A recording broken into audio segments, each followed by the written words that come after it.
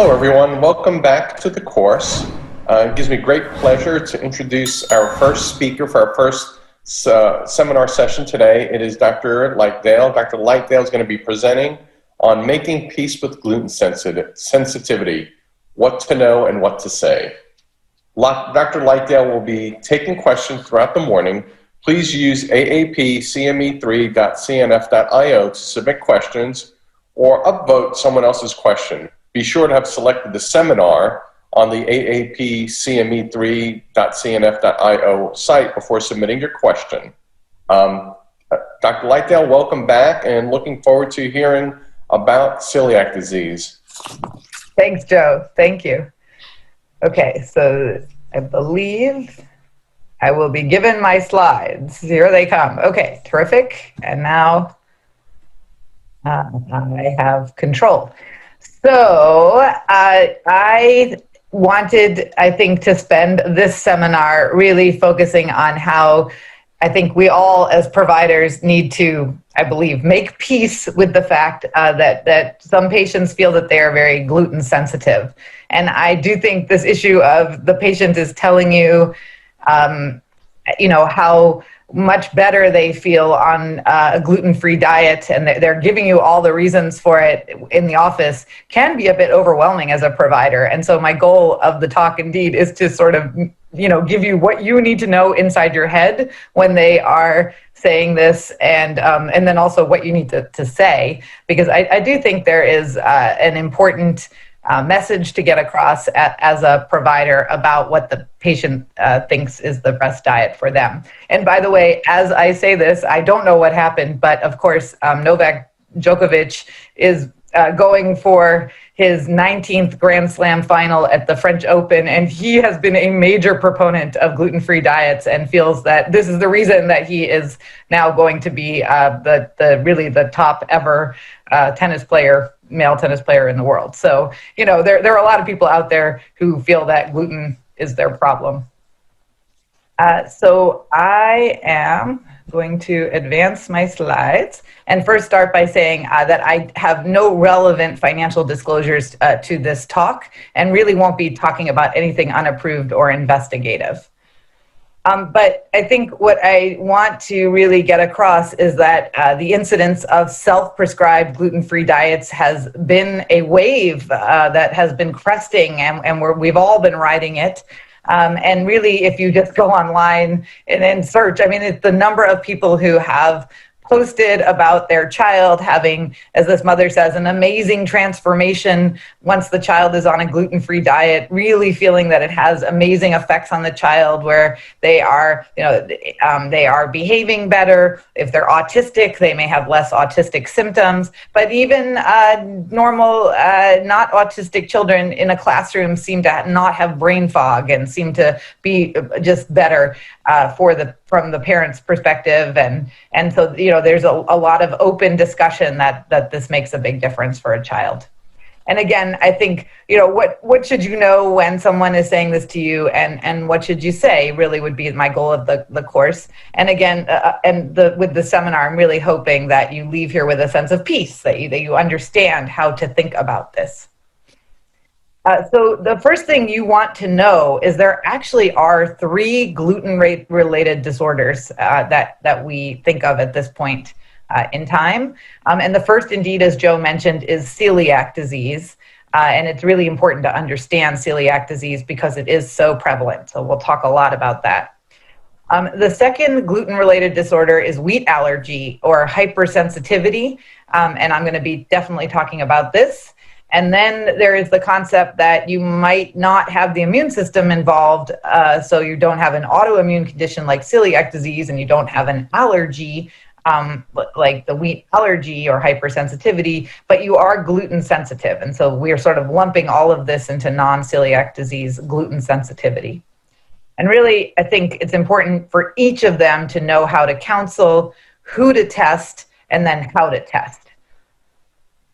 So the learning objectives of the talk are really to differentiate between these three conditions, to review our best practices for testing, and then to understand implications and differences of gluten-free diets by condition. So, what exactly that gluten-free diet looks like actually does differ based on which of these gluten-related disorders you have.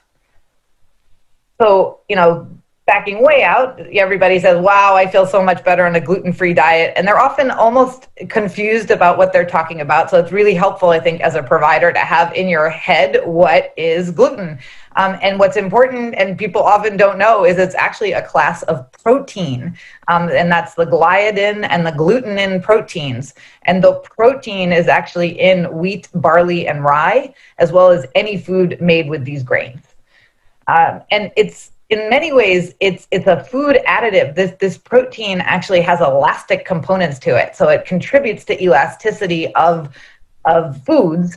And it actually doesn't have carbohydrate. I think a lot of people think, oh, gluten is a carbohydrate. It is not. It's a protein, but it is very common in processed foods, and many of those are carbohydrates. So so to the sources of gluten, many of these are the carbohydrates I love. I ran downstairs between the panel and now, and had indeed a little bit of a bagel that I had left over from this morning, my favorite breakfast that I try to leave for Sunday mornings. But bread, cakes, cereal, cookies, pastas, pastries, rolls, I mean, these are the carbohydrates we love in American diets, and those are definite, obvious sources of gluten. But there are a lot of other less obvious sources, including candy. There's actually a whole discussion around communion wafers, also a Sunday discussion. Any often cured products, so cured pork products, drink mixes, gravies, imitation meats, and seafood, California rolls, seafood rolls, yes, they're, but the actual imitation seafood probably has gluten in it. Sauces, self-basting turkeys, and actually soy sauce. I think a lot of people get confused by soy sauce, but soy sauce often, unless it's very specifically gluten-free, one of the components to it will be a glutenin.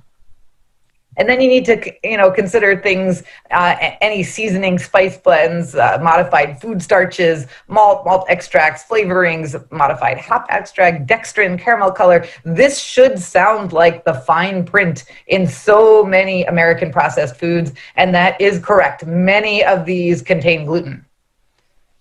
And then there's the non-foods. And we certainly, sometimes I have a child who I'm truly trying to be on a gluten-free diet because they have celiac disease, which we'll talk about. And it turns out that a lot of the flavored lipsticks or lip glosses, mouthwashes, toothpaste, actually stamp glue, envelope glue, those all can have gluten in them.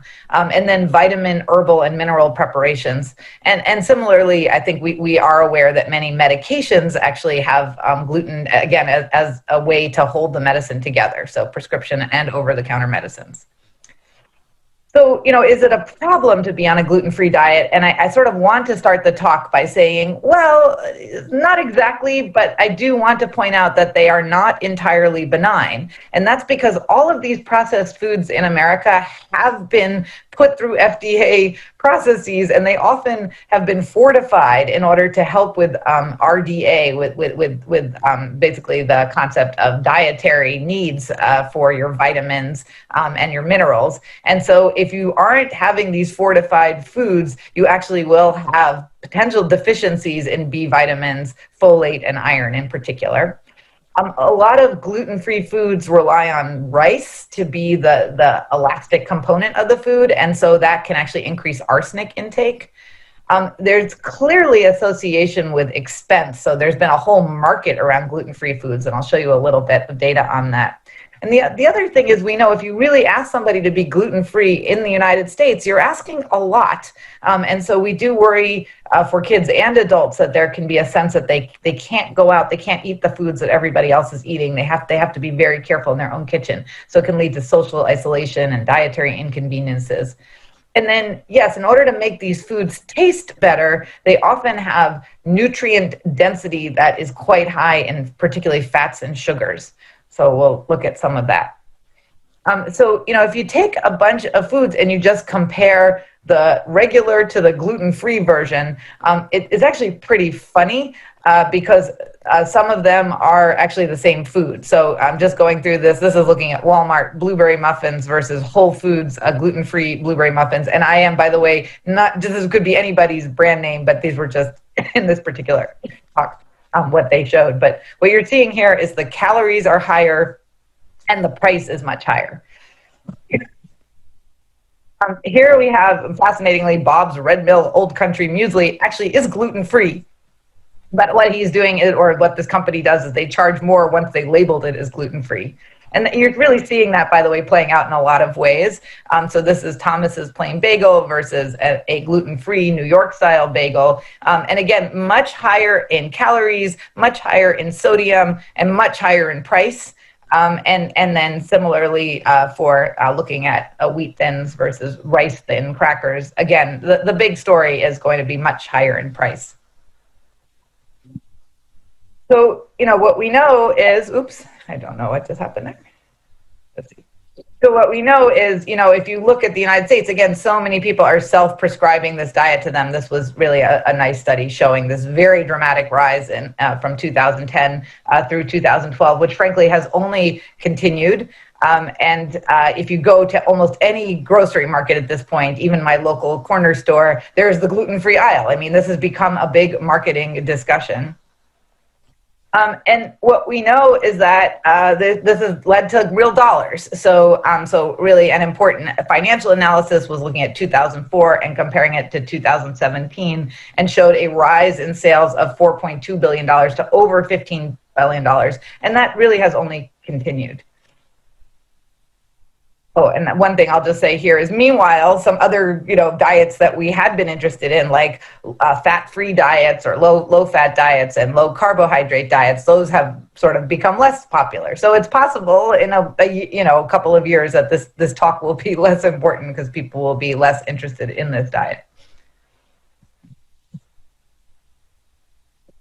So let's talk about the 3 gluten-related disorders, because there is a role for gluten-free diet.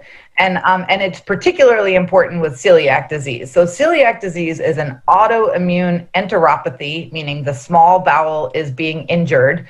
And it really is not the gluten itself that causes the small bowel injury, but it's triggering an inflammatory cascade. And you do need a genetic predisposition to this. And what we can measure are some of these antibodies, the serological picture that comes with celiac disease. So that's different from direct. The gluten itself has an antibody directed at it. That would be an IgE-mediated wheat allergy. But there are cellular food-triggered reactions as well, types 2, 3, and 4 allergy, if you will. Those are all delayed, and they are non-IgE hypersensitivity. So I'm going to certainly talk about all that. And then there's this final bucket, probably still to be a little bit more teased apart, that's really symptom-based, where people say, okay, I get it. I have nothing that shows that my immune system is involved either from an autoimmune perspective or from a direct allergy triggered event, but I do have symptoms. And so there does seem to be some parts of the population where if you do a double-blinded placebo-controlled food challenge, so the patient really doesn't know if they're having gluten or not, they actually will have the symptoms. You can elicit the symptoms if they get the actual gluten versus the placebo. And where we are right now around this discussion is we think a lot of this is what's called FODMAP related. So related to the fact that gluten-rich foods are actually going to be high FODMAP foods. So ideally a bonus to this talk is you'll get some discussion around FODMAPs, because I think that's a really interesting world. If you have celiac disease, if you have this autoimmune condition that really is, can cause this gut injury and can cause all kinds of side effects and potentially puts you at risk for other autoimmune conditions.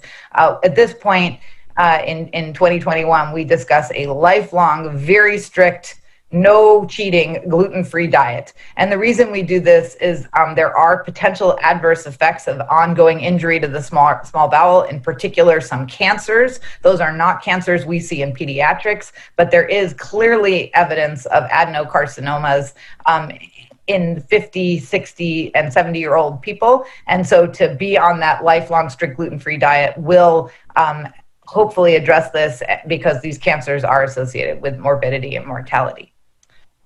With wheat allergy, we know allergy is often a moving target, so that the immune system can become both sensitized and can develop tolerance. And so there's less need for a restrictive diet and more interest, as long as it's not a life-threatening allergy, to hoping that a little bit of continued exposure will actually potentially help the immune system to develop tolerance. And then nobody really knows what to do with this non-celiac disease gluten sensitivity. So it doesn't look life-threatening. We do not believe it's related to cancers at all. But again, this natural history of this and potential complications is sort of less known.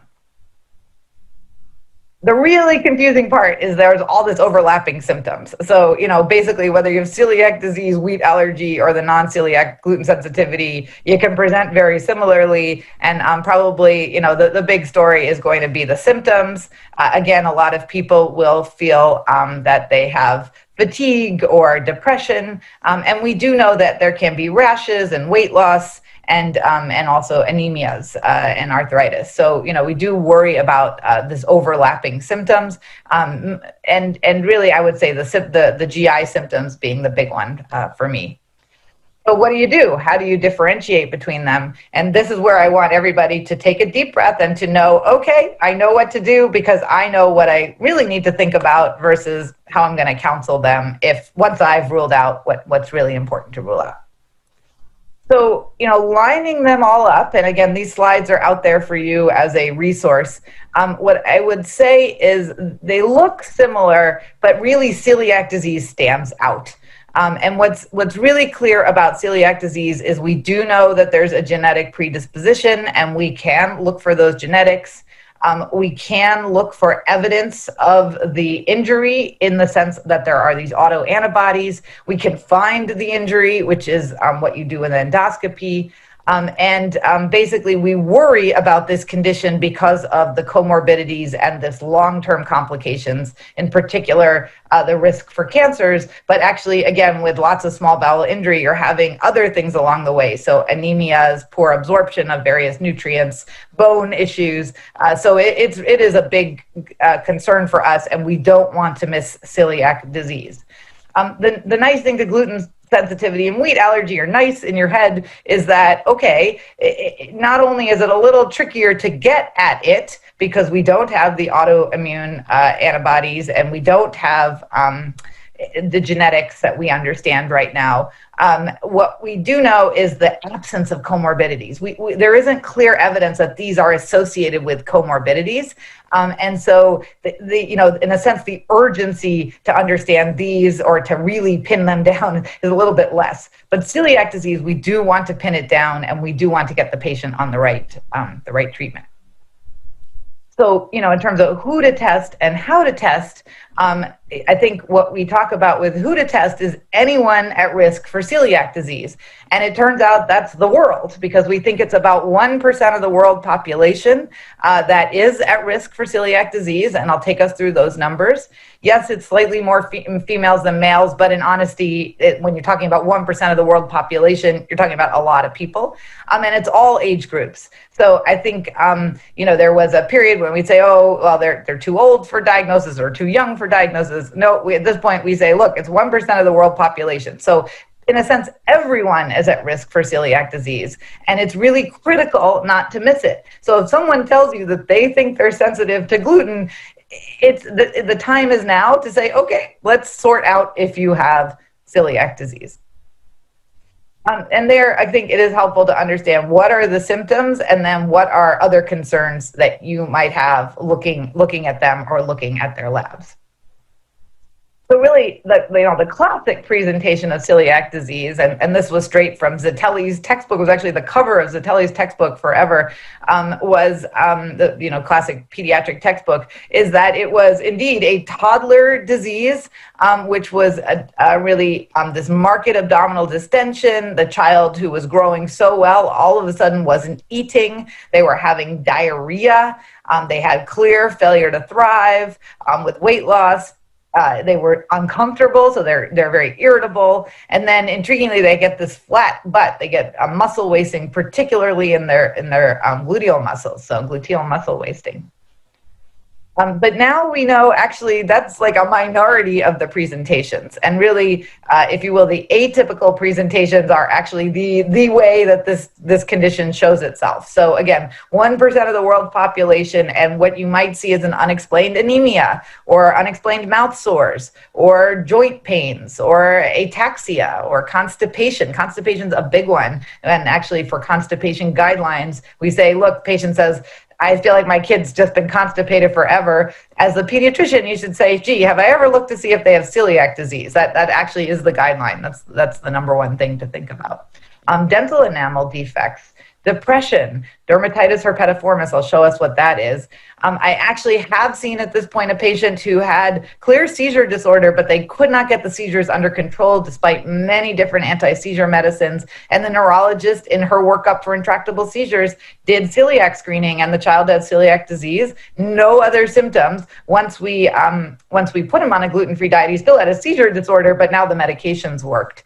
And certainly migraines are a big one, unexplained hepatitis, tone issues, any issues with bones, pubertal delay, very important with pubertal delay to really think about atypical celiac disease presentation. Again, to the child with recurrent abdominal pain, that's a child you may want to think about.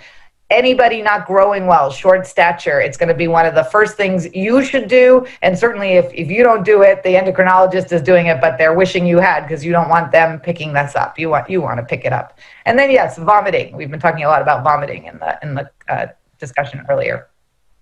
And actually, again, to that classical versus non-classical, sure, about a third of patients are going to show up with diarrhea, weight loss, and malabsorption. This is actually a relatively, I think, 2 years ago study. But really, a good 50% of patients are not showing up that way. They have all these other possible symptoms, not all of them, by the way. They may just have one.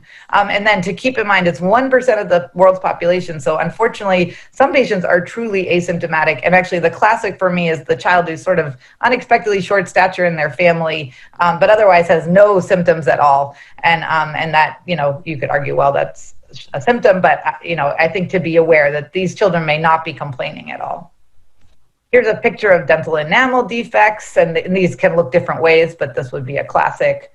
This is a rash called dermatitis herpetiformis, which is actually very specific for celiac disease. These are macules and papules that are incredibly itchy, and they're actually often transient. So these kids will show up, they'll say, well, I get this rash and it's incredibly itchy, but then it goes away. And you want to ask them to take a picture when it's happening. It's often a symmetric distribution. It's not just on basically on the elbows and the knees, but it can be on the trunk. And the key is really that it's very itchy. What's fascinating about this rash is 90% of these kids will have no GI symptoms, but if you scope them, you will find the gut injury. And it's celiac disease. So you basically, you take the gluten out of their diet and the rash will go away.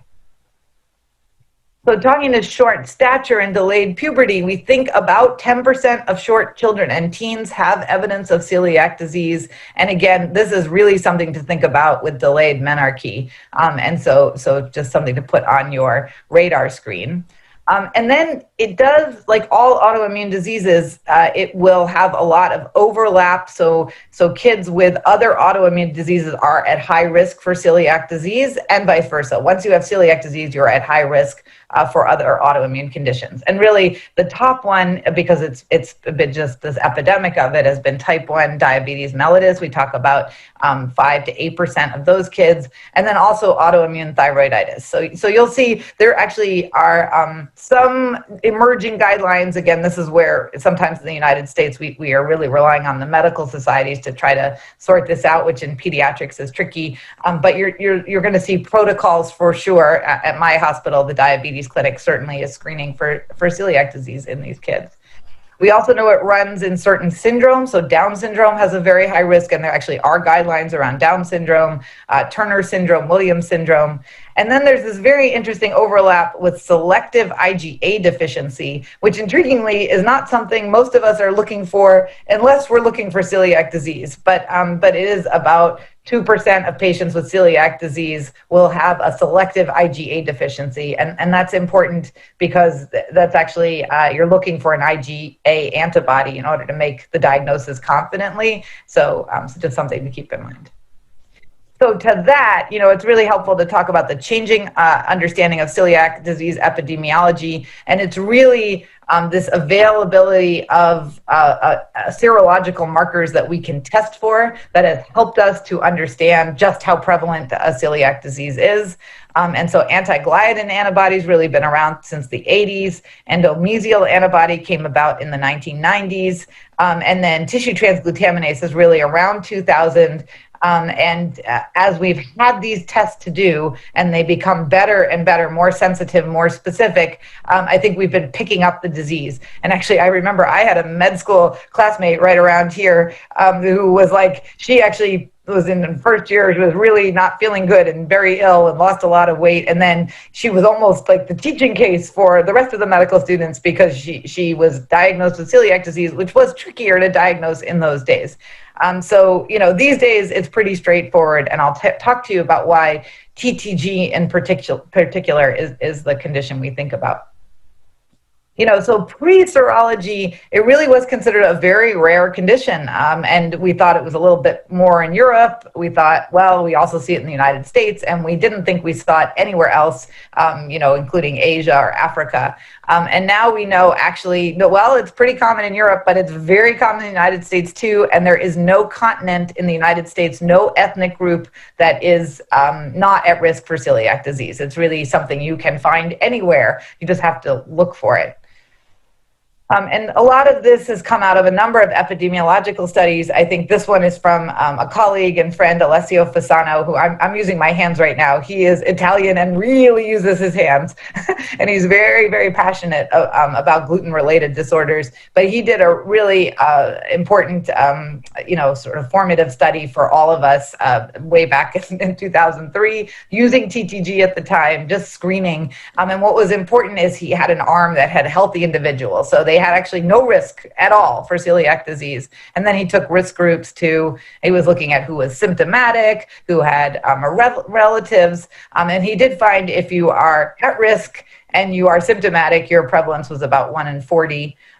For sure, even if you're not symptomatic, but you have family history of this, your prevalence is even a little bit higher.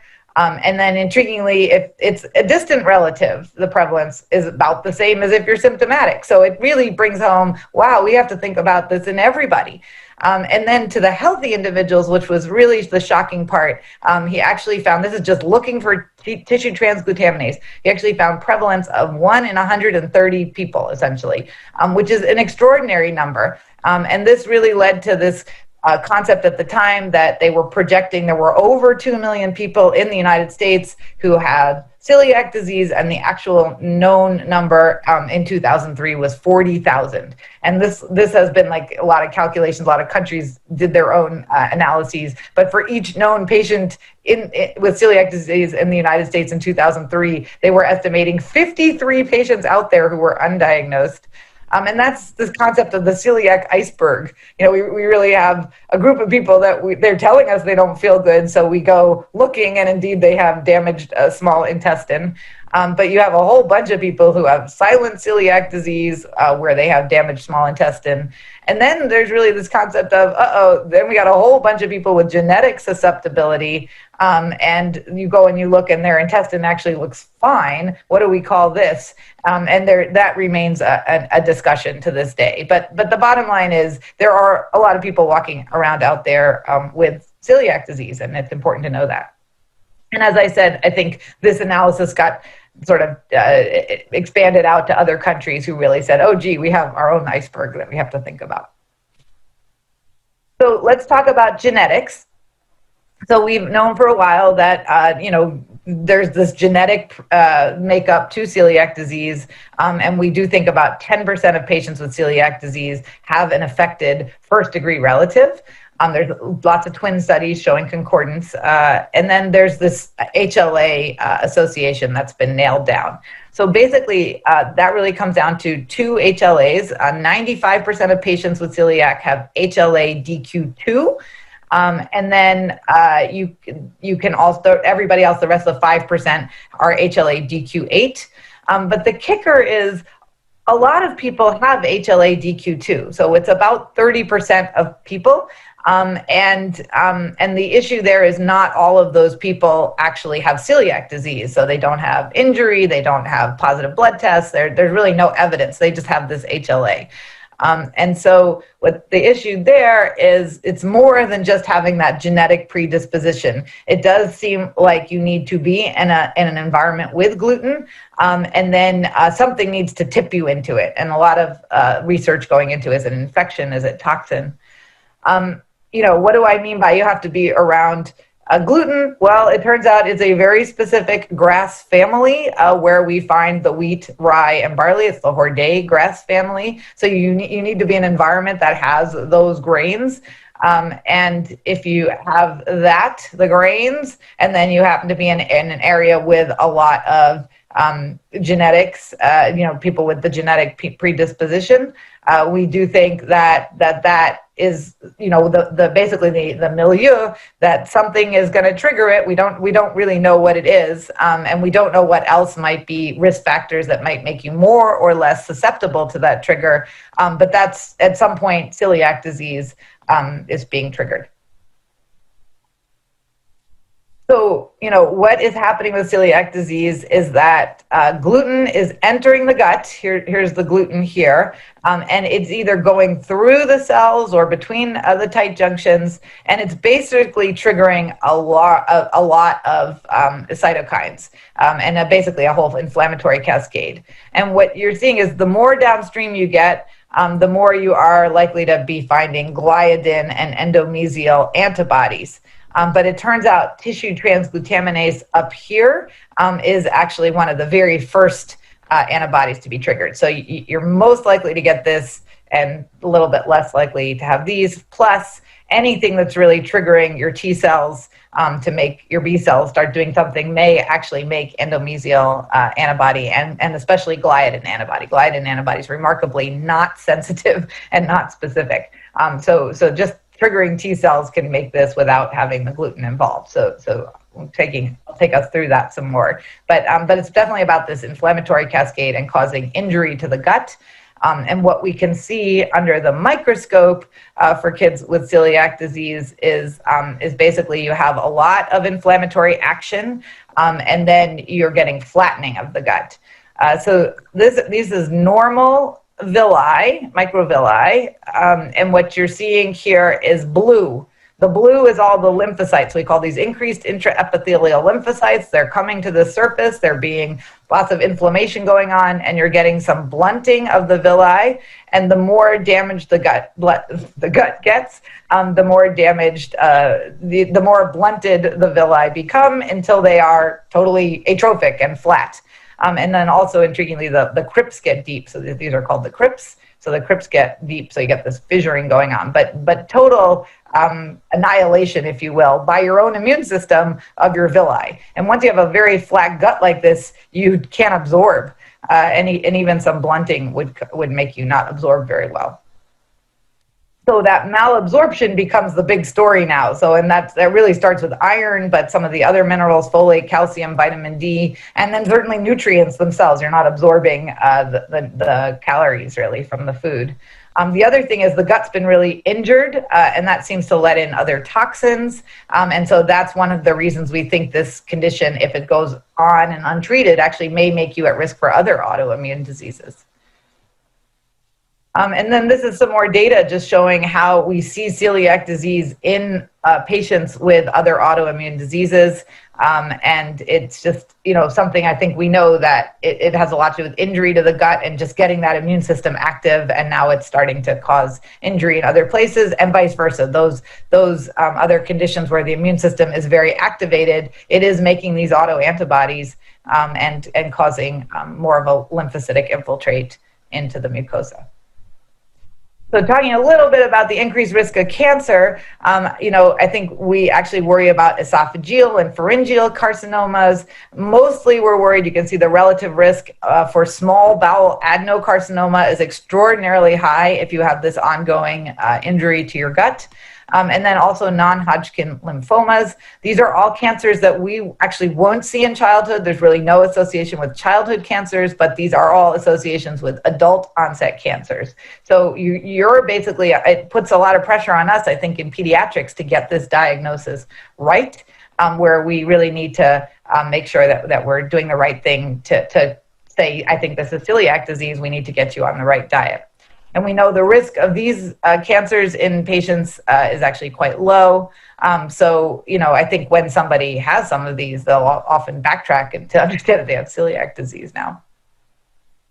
So, what the good news is if they're compliant with the gluten-free diet when they have celiac disease, if they are strictly gluten-free, they actually have a normal life expectancy or even prolonged is what some of the studies suggest.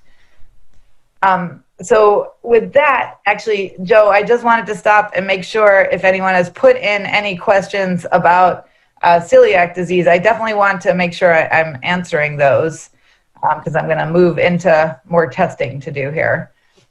Yeah, Jennifer, there are a couple of questions, and it's interesting, it was a little bit overwhelming as I was listening, the list of atypical symptoms that are associated with celiac disease. So the question is, based on that list of atypical symptoms, should I test all my patients for celiac disease? Exclamation point. How do you kind of as far as who to test and when to test? Yeah, so listen, I think that there are people who feel that, including Alessio, who feel that, yeah, we're missing the boat, that this could be one of those common screening things you do. I would treat it like thyroid. I mean, thyroid is a very common issue, and you have to have it on your brain to think about it.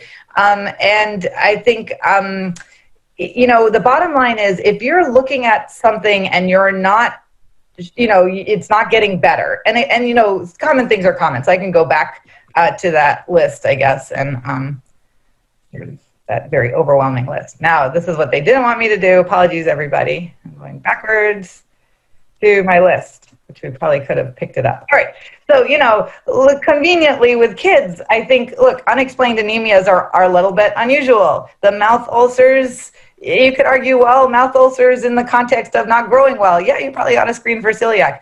The number one thing I think about with kids is constipation. It's a very common thing. And I think parents there are really asking you, are you missing anything? And so I would argue, at some point, if you're wondering what I should do, the guidelines are pretty clear. You don't need to test for much, but you should think celiac. And so that actually is, I think, a common pediatric thing. But the long and short of it is, and I'll move forward now so I can get us back to our talk. Yeah, I think it's a long list, and it is a growing recognition that this condition is something that, again, 1% of the world's population has. So we need to be thinking about it, and right now the good news is it's a very straightforward blood test to do to get your answer, which I'm about to talk about.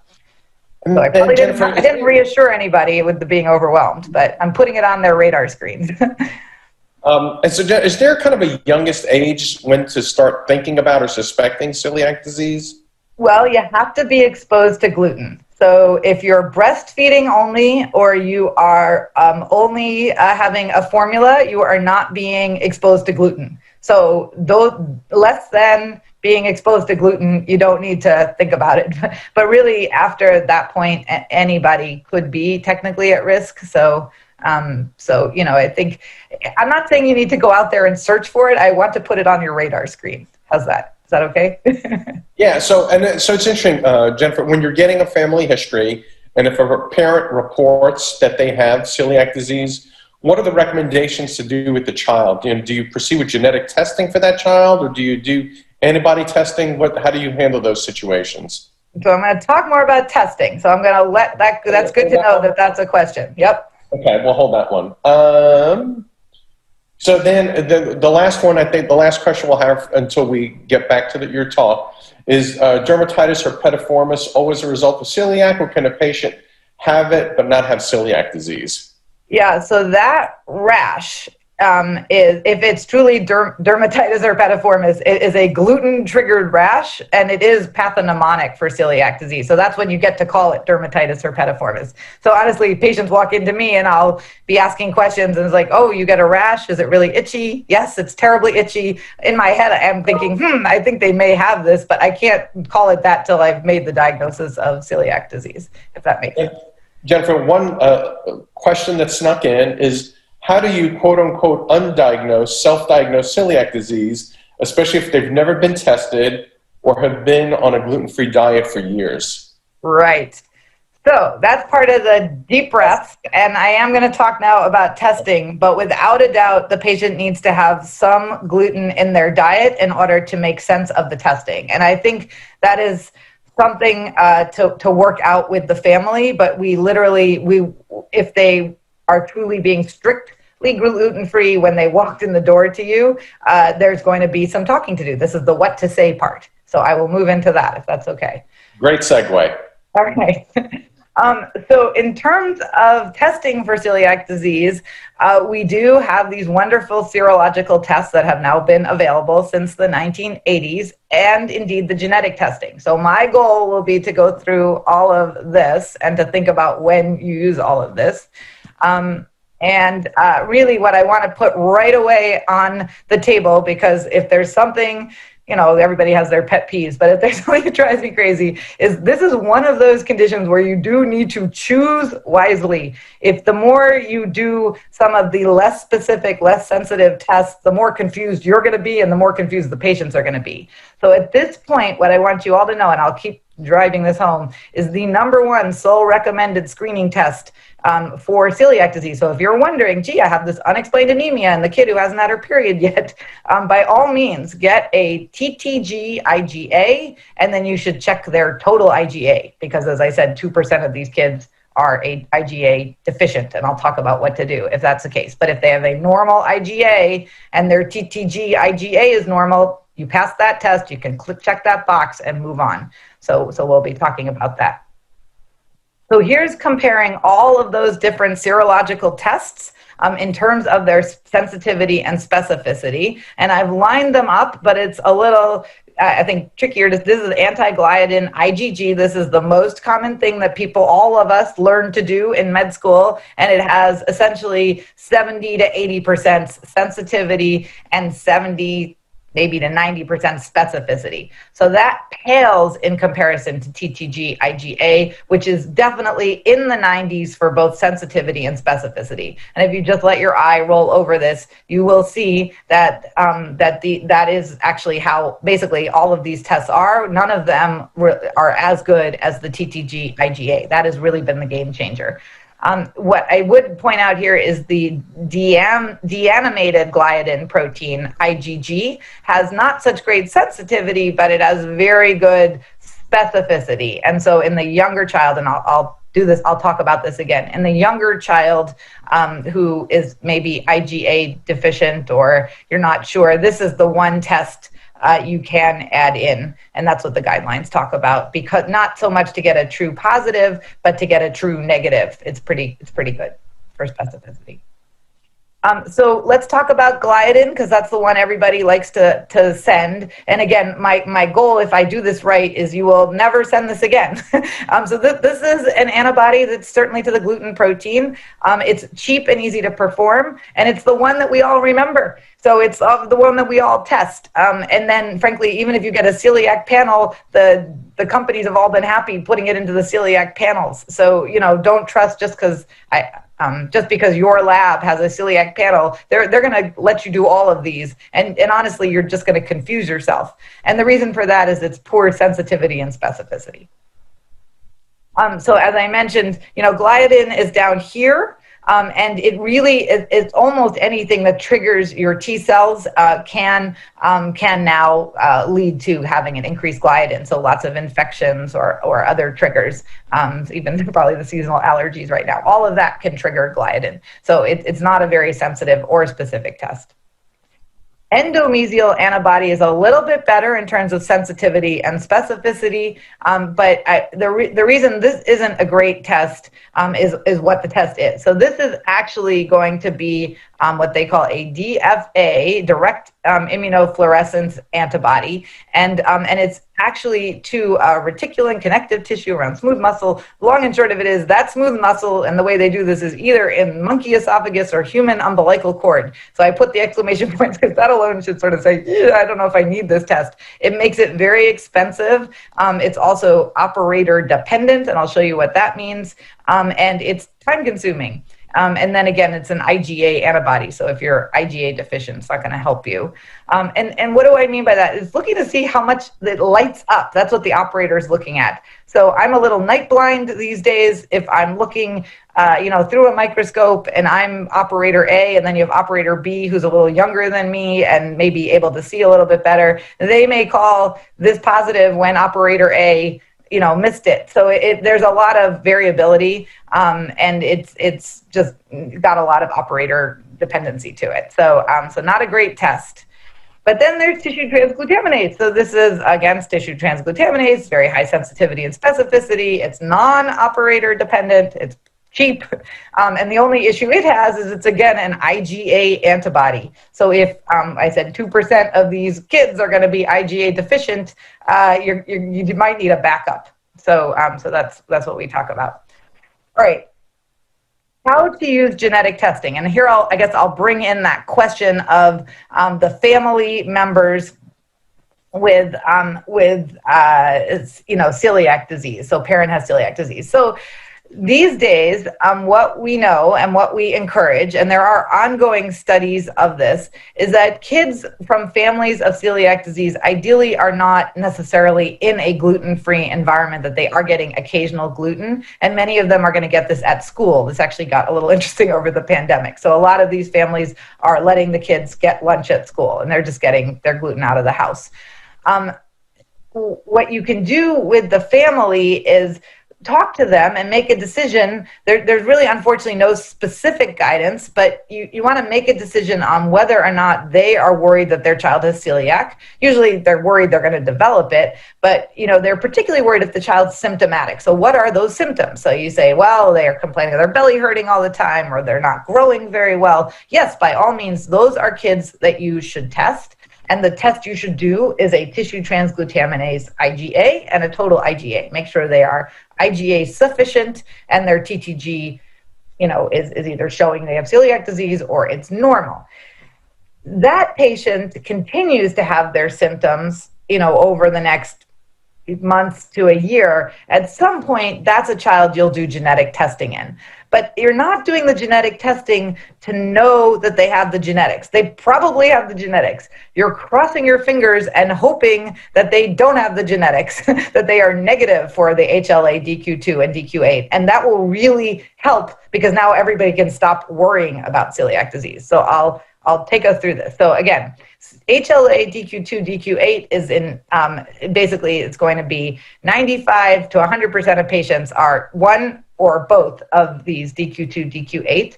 And when you get these genetic tests back, they will tell you, gee, this patient is, homozygous for HLA DQ8, they are heterozygous, they do a good job of explaining it, and they're going to give you, all of them will give you, no matter what the lab is, they're going to give you the likelihood, extremely high risk down to no risk at all. And for my lab, they break it down into 8 categories. I've seen it broken down into 5 categories. I've seen it at 10, but they're going to basically give you a relative risk. And you'll get back, well, based on their makeup, what risk are they? And what's really helpful for the family where they're worried about celiac is if the child comes back with no risk. And I have whole families where one sibling has the HLA makeup and another sibling doesn't have it. And that kid can complain all they want of belly pain, and I'll work on their constipation, but I'm not, worrying as much as I have to think about this other kid with the genetics. So that's the concept of if you're negative for both, there's a very low likelihood ever of developing the celiac disease. And I will tell you, people say, well, it's a genetic test. Is it expensive? The answer is yes, it's somewhat expensive. About $400. But I will tell you, putting a child to sleep with some sort of sedation anesthetic to get your endoscopy done is far more expensive. So convince your insurance company if you need to. Most of them at this point, it's not that hard to send these genetics. So you're not using the genetics to make the diagnosis. What you're using it for is that diagnostic dilemma, and then, and again, very selectively, so selective use. Hopefully I did that well, Joe. Anybody has questions, ask Joe, I'll try again. What are special considerations? Where are these selective moments? So indeed, one of them is the IgA deficient person. Sometimes it's a young child and sometimes it's an older child. And when I say IgA deficient, you have to be pretty IgA deficient to have no TTG, but I think anybody who's below your lab's bar for IgA, you have to say, gee, that's a patient who I need to, think about what IgG antibodies should I do. So I think a lot of us now are doing the deanimated gliadin peptide IgG, and you can consider biopsy, and you also can consider genetic testing. And then, yes, we do think that some children have transient IgA deficiency until they're a little older. So if they're less than 2, you're going to do the TTG IgA, and a deanimated gliadin is really the recommendation coming from Europe, from the European Society for Pediatric GI Hepatology Nutrition. And they've actually put out a fair number of different guidelines and protocols around this, but they definitely have one for the young child. So these are IgA deficient anybody, and then if you're really dealing with a young child, we basically want you to do TTG IgA, but I would do deanimated gliadin. And then these are kids where genetics may help you to take it off the table. The genetics may say, let's stop worrying about this, which would be your best case scenario. One thing to know is, as I've been talking about, you have to look at your lab, and you're going to have to use their cutoffs. And unfortunately, there's a lot of studies out there showing a lab variation. So really, once you have a child with celiac, or perhaps you're following that child with diabetes, and there's some regular getting of labs. What I try to do is stay within the same lab, but just to know there's a lot of concern about need for standardization in labs. Okay, so what do you do? Okay, by the way, any questions that came in, Joe? This is probably important of everything. Let me go back. So I think you kind of answered the question about the parent. This was a kind of a question just to kind of clarify, but can an infant be affected with celiac disease if the mom has a normal diet and is breastfeeding? Yeah, so you won't actually get gluten through breast milk. That has not been shown. So don't worry about that.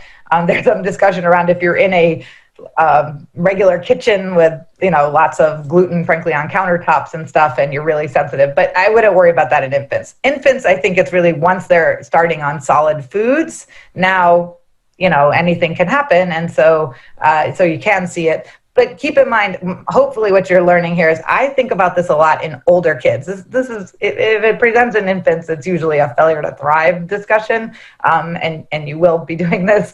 It's really the older kids that I'm focused on. Okay. Then question is, can you reassure a parent that their child doesn't have celiac disease if the child is able to tolerate small or reduced amounts of gluten in their diets? No. So many children are asymptomatic with celiac disease. So, the symptoms are only one piece of it. I think parents come to us with symptoms, and that may trigger you, but you may be looking at other things about that child, how they look on a growth chart, and unexplained anemia, bad headaches. And that may be your reason that you say, I wonder if I should think about celiac. Usually it's a couple of things that will drive you that way, but I think asymptomatic is in and of itself, and whether or not they can tolerate some gluten has not really very much to do with whether or not they have celiac disease. Those things should be not used by you as the provider. And then just to kind of clarify, Jennifer, when Yes. you order TCG, you also order a total IgA level, correct? Correct. That's really important the first time. You don't have to do that again, just the first time to make sure someone makes IgA.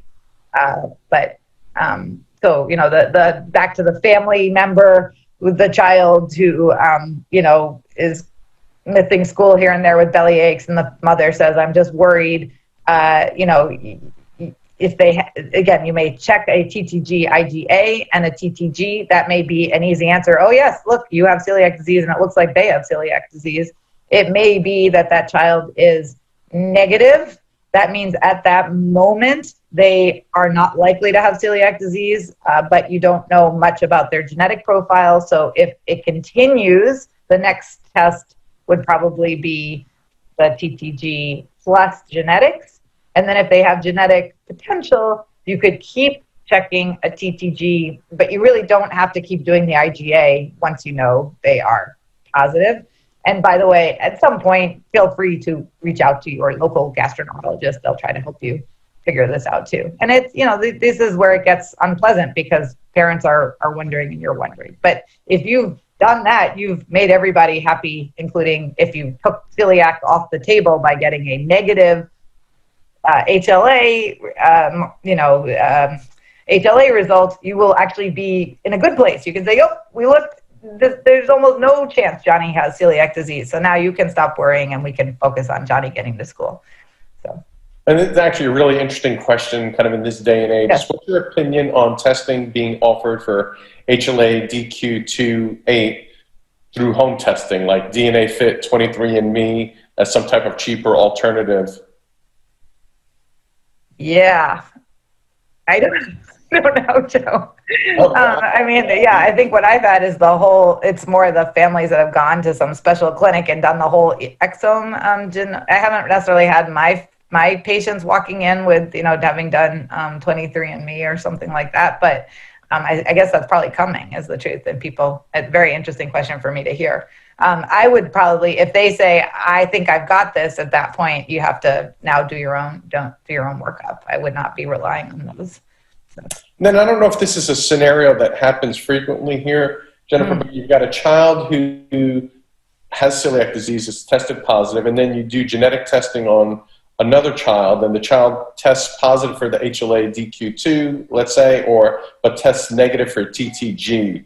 Do you have to then repeat TTGs to see if does that become positive later, or is it a one-time positive? You can kind of rest assured that probably won't have celiac disease. So the TTG is, sorry, I did lose you. I apologize. Try that again. What's positive the one time? Yeah, what's positive, HLA, the genetic HLA testing is positive. The TTG is negative. What do you do in that scenario? Is that a common scenario? And then what do you do? It is, unfortunately. So this is where it's so important to get the question so I can understand what I haven't.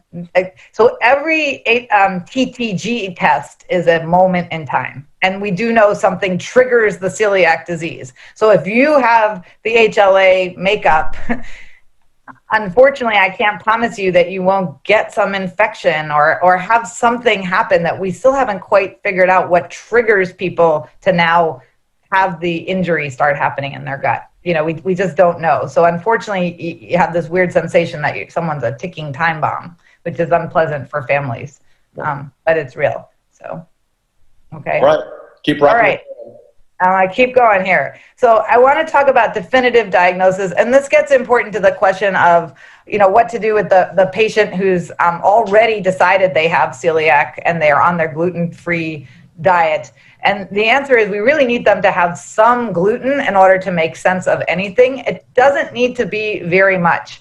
So these are endoscopic findings. This is normal. We see this like little sort of scalloping, we call it, or nodularity sometimes. That's what it looks like grossly. I already showed you under the microscope. But what's important here is I will not see this if you've taken away the trigger for this whole condition. So we do need them to have some. It doesn't have to be very much. So we talk about a quarter of a slice of bread once a day for about 2 weeks will get this type of injury in somebody who has celiac disease. So, so that's really important before you get into definitive testing that they and we get these referrals. They've already gone gluten-free. What are you going to do now? And there's a lot of, working with the family to understand what's happening. But it's really doing the endoscopy that gets really important. And even more importantly is to get the biopsies. That's actually our gold standard. This is really coming in a worldwide way and across all age groups. So celiac disease guidelines have just been very clear at this point, that's how you make this diagnosis. And we try, especially in kids, I think we like to stick to the concept that to diagnose celiac disease, to tell a child that for the rest of their life in the United States of America, they need to be on a gluten-free diet. I want to have them have in hand that, yes, their doctor did a biopsy and confirmed that they have this condition, because it's a big ask of them. So really, the Pediatric Society, which is the North American Society of Pediatric GI Hepatology Nutrition, the adult societies, the American Gastrological Association, the American College of Gastroenterology, yes, you need that biopsy for diagnosis of celiac disease. You do need to take peace. The Europeans have said, well, maybe you don't need the biopsy. What they're doing is saying, well, gee, are you symptomatic? Do you have an incredibly high TTG? Do we know that you've got the genetics?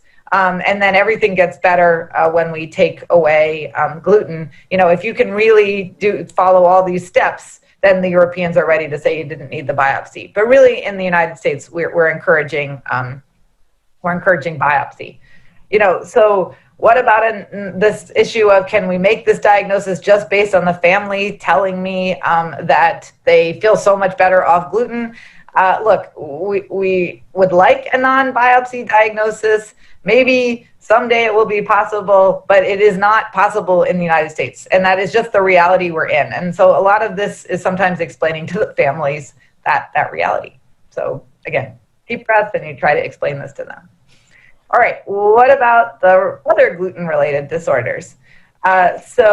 People still are having symptoms and they don't have celiac disease. So you're taking a deep breath and feeling good about that. But you want to say, gee, well, maybe they're having a different situation. So their celiac disease is negative. Okay, you get to feel good. You got them through that celiac disease question. Now, in a sense, the strictness to being gluten-free is not as strong, and it's you're not as worried about these cancers down the line. So you get to sort of take a deep breath and say, well, what am I going to do now? And the answer is, if people think that they eat gluten and they're having symptoms very quickly, so they eat it and then they feel sick, but they're celiac negative, so TTG negative, that would be something to worry about: wheat allergy. And then you have this other group that has more of the brain fog, where they're like, look, when I eat gluten, I don't feel good. I feel tired. I just don't feel right. So that's, more of a delayed discussion. So hours to days later, that seems to be more what we see with the non-celiac gluten sensitivity. So if we're dealing with wheat allergy, what we know is some of these kids, it's truly an IgE-mediated wheat allergy. But many of them, it may be non-IgE, and that's an issue with our immune system, where it has these different pathways it may be taking. What's nice about IgE is we can measure it, and so if you have a patient who is having reactions, it's really it's IgE mediated. Basically, that is involving mast cells. It's got histamine involved, and there's a picture of a mast cell degranulating, and that is something you can test for. You can test for a wheat allergen or wheat IgE. Unfortunately, if they're still convinced that they have something fairly quickly after they eat, we do have to think about types 3 and types 4 allergy. And there again, you may have inflammation going on. Unfortunately, there's no IgE. So it's just something, I think, to know that it might still be a wheat sensitivity and wheat allergy, but it's non-IgE mediated. Okay. So you've got this gray area, that stuff you can test for, stuff you can't, but they're telling you they have their symptoms pretty quickly and they feel better when they don't eat it. And they're not celiac. So in some ways now they're treating their symptoms, and that's okay. In that gray bucket also is going to start falling this non-celiac gluten sensitivity, or what we think may be FODMAP sensitivity. And these are basically fermentable oligo and monosaccharides, so sugars in foods, and polyoils, and that's the acronym FODMAP. Obviously, a very scientific acronym, only came up, wasn't designed for the public, but it's something. It's this way of categorizing our foods, and it's really understanding that a lot of our foods have sugars in them, which may be more or less fermentable, actually by our microbiome. So not by us, but by the bacteria that live in our gut. And this is really a way of categorizing our foods that's getting a lot of scientific interest. We know that FODMAPs, highly fermentable foods, are actually difficult for us to digest. And yet, when they get down to the colon, the bacteria are having a field day and are fermenting away. And classic seems to be the gluten foods, which I'll show you why. It's not because of gluten, which is a protein, but because gluten foods are high in fructans, which is an oligosaccharide. It's also classic is the disaccharides. A lot of people are not lactase deficient per se, but they get a lot of discomfort when they have milk, and they feel better when they're on a milk-free diet. That's actually because milk is a very high FODMAP food. The lactose is a high FODMAP sugar. So basically, we're starting to tease this apart because these people we couldn't really figure out what was going on. Now we're trying to understand, this might be why these people feel better on gluten or milk-free diets. And there's a lot of overlap with irritable bowel syndrome. So a lot of this work is going on in irritable bowel syndrome. Okay, hopefully that was some piece to this. What I want you to see is the number of high FODMAP foods you have to think about. This, by the way, is almost a partial list. So yes, the oligosaccharides we think about, one of them are fructans, which indeed here's your gluten foods, but it also includes onions, artichokes, asparagus, garlic, and then chicory roots, not that I eat those. There's galactans. I think my husband's been very into Brussels sprouts during the pandemic. He kept going off and coming back with Brussels sprouts. But if everybody in the family is very uncomfortable, it could be this very healthy food that's actually a high FODMAP food. And then you're getting a sense. Polyoils include peaches, apricots, plums, and actually avocado that's done such a good job promoting itself. Watermelon, and that's a monosaccharide. But these are like healthy foods, apples, and of course all the disaccharides, the lactose you have to think about. But bottom line is, these are foods everywhere in our diet, and it doesn't mean you have to exclude them all. You just need to understand that they may be having this effect. They're highly fermentable and may be causing some of your distress. When we think about gluten-free versus low FODMAP foods, what we know is that gluten-free foods have removed the fructan.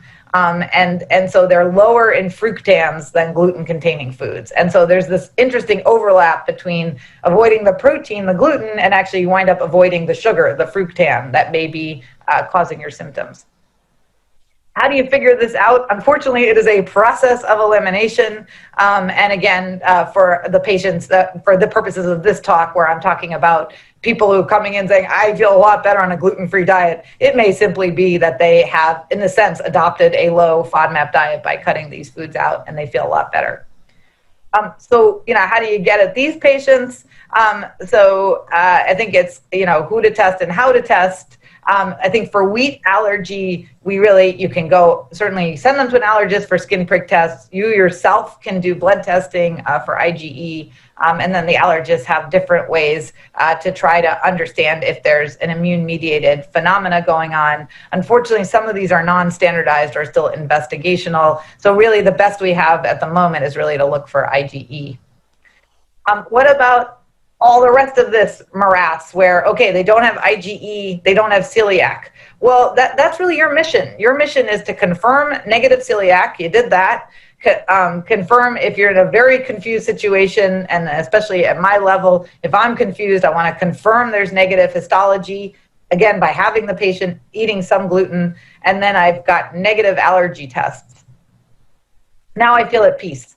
So, what I get to do at this point is really say, let's see how much wheat you can handle. So I think if they if I'm not worried for anaphylaxis, I want to put anaphylaxis to the side. Wheat allergy could be in the world of oral food challenges, and this I would relegate to my allergy colleagues and really say, if you're really thinking it's a wheat allergy and you need help with an oral food challenge, they should go to the allergist. The non-celiac gluten sensitivity is honestly at this point is not something we're doing here in the United States, but there are countries, in particular Italy does this, where doctors can order a double-blinded food challenge where the patient's given a capsule to take, where they don't know if it has placebo or it has gluten in it. And they basically do a protocol to decide if the patient is having symptoms on getting some gluten. And then, of course, if you're still symptomatic and they were not getting the gluten, it really gets into, okay, maybe there's a FODMAP discussion and maybe there's other high FODMAP foods they need to be thinking about. So we sort of go down that list. I think this is really the condition that's generally self-diagnosed. And so, what you want to do and to have peace with this is to know, what do we know from Italy? Italy is a very interesting country because they give a big tax rebate. They're so into their pastas and their breads that they consider it a terrible tragedy if somebody cannot have pasta and bread. So if they are truly diagnosed with celiac disease, and there's a lot of medical documentation you have to do, you actually get a tax rebate because you are having to buy more expensive food in Italy. So then once they introduced non-celiac gluten sensitivity, the government panicked appropriately. And so they came up with these very formal ways to go at the double-blinded placebo-controlled food challenge. What you want to know about what we know about Italy is patients come in saying, I've got this.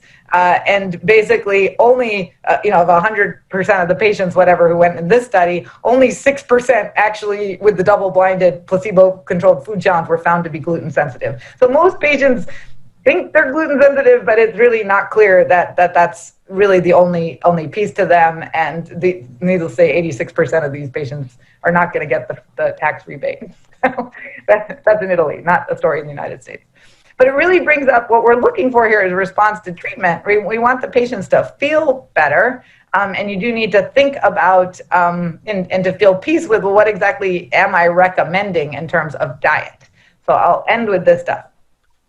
So treatment of celiac disease, I'm going back to the one that we really have to think about and rule out.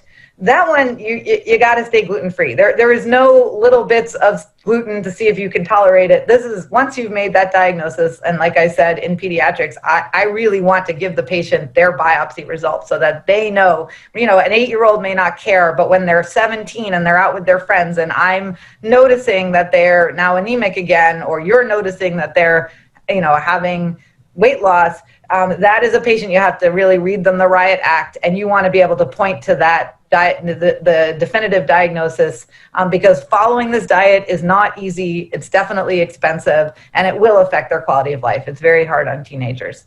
But what we're doing, again, you're going to tell the family this in the beginning, but really at some point, the child themselves, as they become an adolescent and is really picking the right diet for themselves, they have to understand that failure to follow that will have adverse health consequences.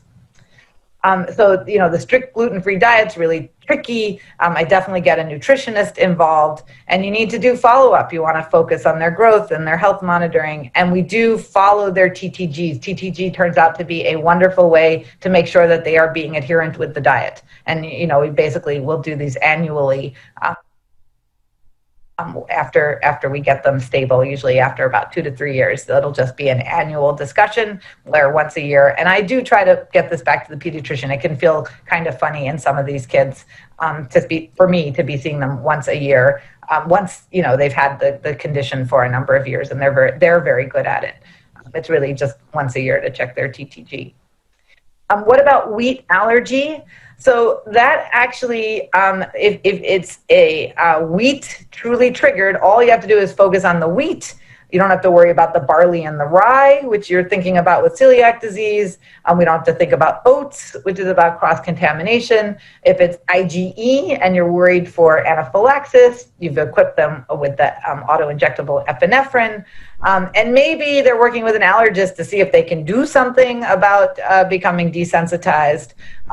You may be monitoring their antigen testing, but the reason we're doing that is because we do think of allergy as a moving target. So intriguingly, in these patients, if they can handle baked wheat or small amounts of wheat, it's probably okay. But again, to really be careful if they're hypersensitive, IgE hypersensitivity is where you worry about all mast cells and hives and anaphylaxis. And what about non-celiac gluten sensitivity? So the good news here is you don't have to completely restrict gluten. Again, you should consider this only after you've excluded celiac and you've excluded wheat allergy. But really, this is the situation where, they feel better on a gluten-free diet. You've given them information that you know about gluten-free diets. They're not entirely benign. You want to make sure they're aware of the higher calories. A lot of people were doing this for weight loss. Turns out there's a lot of sugar and fat in these foods. So make sure they understand that. They have to watch the kids carefully. They should be thinking about other nutrients. But the other thing they may want to do is know there's overlap. So if they're still not feeling good and they're in your office, you can think about other high FODMAP foods. And yes, you're just counseling them about the risks to being on this gluten-free diet. All right, so no gluteal muscle wasting here. This is the bottom line to my talk, okay? Really, hopefully everybody now is clear on celiac disease as a distinct entity from both wheat allergy and non-celiac gluten sensitivity. All of these may be increasing in prevalence, but for sure they're on lots of people's brain, and there's a lot of confusion and concerns for underdiagnosis. What you want to know is that celiac disease is certainly something to be thinking about. So if I made you think about patients during this talk, that's okay. That's why I'm doing this. And if they're out there and they have the right genetic makeup and they're being exposed to gluten and other environmental factors, they may get classic celiac disease, but most patients are going to have these quote unquote atypical presentations. So it is good to have a high index of suspicion, and it's a very easy test to do. And then if you're getting a test back and it says, wow, they have celiac disease, and I feel like in the last 10 years, more and more primary care physicians are doing this. I'm getting referrals because they got the test. And so, at that point, we move forward. And that is a very good referral to the pediatric gastroenterologist, because we should do the diagnostic test, the endoscopy, to get the biopsies so that child knows that they have celiac disease forever. I don't want you to rely on anti-gliadin antibodies. I do want you to get a total IgA and a tissue transglutaminase IgA if you're thinking about celiac disease. I don't want you to start a gluten-free diet until the diagnosis is confirmed. So that comes back positive. You call the gastroenterologist, but you do not recommend the gluten-free diet, because I got to do the endoscopy with them having gluten in their diet. And then, we want to confirm it with the small bowel biopsy. And then, for everyone else who said, well, I don't have celiac disease, but I really feel better on a gluten-free diet. Well, okay, let's talk about the risks and the science here, and decide if we're testing for allergy, or if I just want to explain to you what you may be noticing as you're off gluten in your diet. So I'll end there by thanking a number of people who contributed to my slides. I gave you guys some references, including, I think, some very nice guidelines specifically aimed at primary care doctors. And I'll stop there. If there are any final questions. Yeah, Jennifer, a few more questions have kind of rolled in. So let me pose those to you. So one of the questions is, how early in the disease can positive findings be found on biopsy? That's a great question. Unfortunately, I don't think that there's one answer, because it seems that, nobody can do that study to get you that answer. There are kids who get serial endoscopies, and then there's actually some really great longitudinal studies. There's one going on in Boston right now with a family member has celiac disease, so they're really longitudinally following the kids in a family member, and we may get more information. But time from when it first starts to when you can make the diagnosis, I don't think we have the technologies yet to get at that, because it's probably subtle for a bit until it all of a sudden makes itself very clear. So And then kind of almost like a follow-up to that, how long after eliminating gluten from the diet do the symptoms typically resolve? That's a wonderful, wonderful question. So a lot of patients, we really counsel them to expect that they won't feel great. Again, they have a small bowel injury going on, so that has to heal, and it will heal is the amazing thing. That's why I don't want them on the gluten-free diet till I make the diagnosis. But once you take gluten out of the diet, the small bowel injury starts to get better, and it's basically probably better within a month to 2 months. And then at that point, a lot of the symptoms start getting better. But you really need to counsel them. It may take 2 to 3 months before they're really feeling a lot better. We look for resolution of the TTG. We want it within a year. What we are doing is testing again 2 months after starting the gluten-free diet to make sure it's coming down. Most of us will test again at 6 months to make sure it's down even further. And then we want it normalized within a year. If it's not normalized within a year, I worry that there's still exposures. And that's when I'm starting to ask about lip glosses. I mean, I would be asking, but we're really trying to sort out what exposures might there be. What restaurant do they think is gluten free and turns out maybe not the best, or the kids stopping by somebody's house on the way home from school. I mean, there are different, I call it forensics, but different ways to try to understand why the TTG is not coming down. And I certainly do that with a dietitian involved to really get at that. So yeah. Good. So this is kind of circling back to the question we asked right before we restarted, is that, that patient with the sibling with celiac disease, they've undergone, the sibling of that child with the disease has the positive genetic testing, but has a negative TTG. Kind of recommendations as to when to follow up with the repeat TTG with that asymptomatic patient with the negative TTG initially. Yeah, so I mean, the answer is there's no great answer. So they're known family or known genetics for the child, and they keep having symptoms, but the TTG is negative. First off, again, that is a very appropriate referral to a gastroenterologist. I don't think it's an urgent referral, but it'd be nice to get the gastroenterologist also helping and counseling, et cetera. I personally, usually with those kids, about every 6 to 12 months is when I'm looking. I feel like more frequently than that feels silly. And at some point, I may wind up doing an endoscopy because it's 90% sensitive and specific, but it's not 100%. So, those kids may benefit from endoscopy to see if there's anything else going on, and to and to really say, look, I've done what I needed to do. Unfortunately, that only tells you at that moment. So that child may go on to keep having symptoms, and we keep having to discuss. But again, that's a relationship with the gastroenterologist. So hopefully that helps with that question. It's interesting, Jennifer, this slide, this question came in earlier. It was before you presented one of your last slides with the patient with wheat allergy, Yes. IgE wheat allergy. So they can avoid wheat, but they can have rye and barley. What about the patient who's maybe non-IgE wheat allergy? Can they tolerate rye and barley, or there's any kind of cross reaction there? So I don't know if that's been well studied, but it would be worth with that patient, them taking wheat out, but not necessarily the rye and barley. Again, it gets into the whole grass, really recognizing that it's about a grass family for celiac disease, but for allergies, probably a very specific food, a very specific trigger. So I would take wheat out, let them have rye and barley, and see how things go. And if they're still uncomfortable, you're trying to sort out what else they're having. Again, at that point, if it's non-IgE, I'm going more towards the FODMAPs. I'm trying to say, do you have a lot of lactose?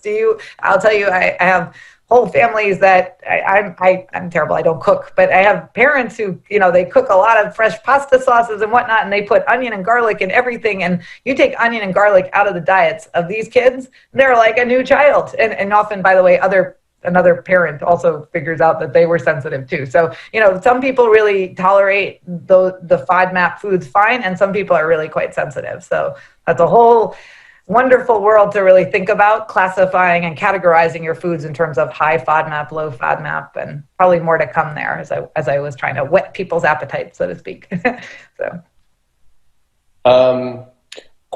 is kind of a clarification of something you mentioned during the talk, Jennifer, as far as the person who wrote the questions sent it in, said, didn't see avocado on your list of slides. Did you say it is one of the foods on the FODMAP list? Yes, it is. So again, I was showing a bunch of partial lists. It's very easy to go get some big lists, and frankly, the one I like the most is from Stanford. They were actually the original scientists who really started doing the studies. There's a lot of NIH funding right now in the world of FODMAP, so it's definitely a space to be watching. But yes, so I realized when sometimes I'm looking at the slide and I said, oh, I don't have avocado there, but that's one. I feel like the avocado industry has done such a good job of making avocado the vegetable, and a lot of parents see it as a vegetable that's, the kid likes the texture, everybody likes whatever, guacamole, it's become like a hot food, and yet it is absolutely one of the classic polyoils. So, and what I explain to families, when they say, well, my child loves avocado, I'm like, great, don't eliminate it. Just try not to have too much avocado on top of your onions and garlic and your, and so, sort of playing around with how just understanding your food that way can make a big difference. Yeah. And I don't know if you've had any experience with this at all, Jennifer, but the question is, gluten-free diet, has there been any research or suggestions that it can reverse severe symptoms that have set in, like intractable seizures? So I guess maybe along the lines of like a ketogenic diet for treating seizures, has there been any role, or has there been any study looking at a gluten-free diet with regard to like something like a condition like intractable seizures? So not that I know of. I did, for a very long time, I would show that atypical, I've talked about celiac disease for probably 15 to 20 years. I would show that slide about intractable seizures, but I personally had never seen anybody with it. And then there was a child admitted to our hospital. Again, it was really fascinating, had a terrible seizure disorder, had been on multiple medications, just nothing was working. And so it turned out the neurologists have their guidelines of what to start looking for. And she was looking for a lot. I mean, it was a long list, but in there was TTG IgA, and that came back positive. And she referred him to me. He was actually a big kid, no failure to thrive, no issues that way, no belly pains. But I immediately did the endoscopy. I mean, he was an inpatient. We actually were able to get it done right away. He did have villus atrophy, had all the classic findings on biopsy, went on a gluten-free diet, and the medicine started to work. So this was a kid, I think, who'd even tried a ketogenic diet, and that hadn't worked. So I think, it isn't necessarily, I don't know that gluten-free alone was working, and I don't think that's what the neurologist was looking for, but I think it was the concept that autoimmune, that inflammation ongoing is making other things happening. And so this child's seizure disorder was not getting better. Then kind of the last question, does oatmeal cereal trigger any gluten sensitivity in infancy? So really great question. And I sort of had it in a couple of slides, but oats are technically not in the Hordeae family, but they often grow in fields near it, and they wind up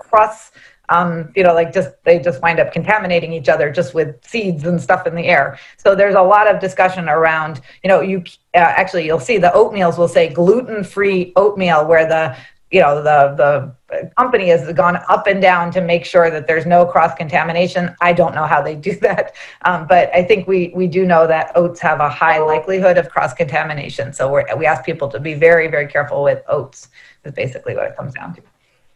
Well, that is all the questions. Jennifer, that was fabulous. Hopefully people are feeling a little bit more at ease and having some peace with celiac and non-celiac disease. And as a side note, being Italian, it truly is tragic if you can't have pasta and bread. Well, one step, the next step, not having garlic and onions in your tomato sauce, also not as bad as not being able to have the pasta and the bread, but there's never enough garlic. That's kind of my motto. Yeah. All right, guys, we are going to end the session for now. Dr. Lightdale, thanks again. Fabulous session. We're going to take a break for about half an hour, and we will be back at 1:30 Central Time for the next talk, which will be Dr. Selps, and he'll be talking about procedures in your office.